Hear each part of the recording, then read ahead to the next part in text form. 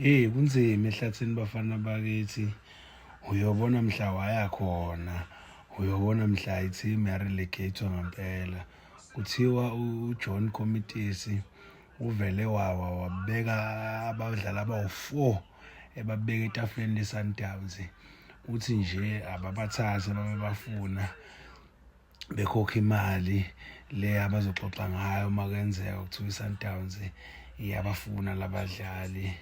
Labadlali babekile ibeka istabhoyi sayo ingane kaRalano u-Emile Witbooi, yaphinde yabeka uJayden Rose lo kade efunwa kakhulu eBhakaniya. Angazi kwagcina kwenzakaleni ngodaba lwakhe neBhakaniya. Baphinde babeka futhi uShaquille April lo wadevelopha yiyo iCity.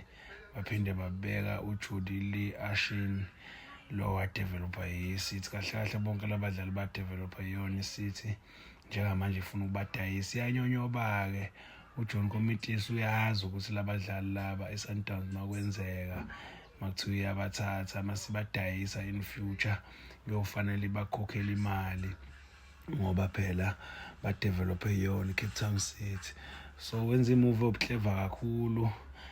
Asingazi-ke noma iSundowns izoyithatha leyo deal noma izovela ithi hayi lutho mfana kithi siyayibona le ngqondo yakho, ngoba phela kusakhona noMabhena abangadlali lapha kwi-Sundowns, oMaseka abangadlali lapha kwi-Sundowns. Sazi-ke iyozala nkomoni kodwa khona uJohn Komitiisi wenze njalo nje, wavele wabadeka etafuleni, wabadekela iSundowns bowu-4 abadlali.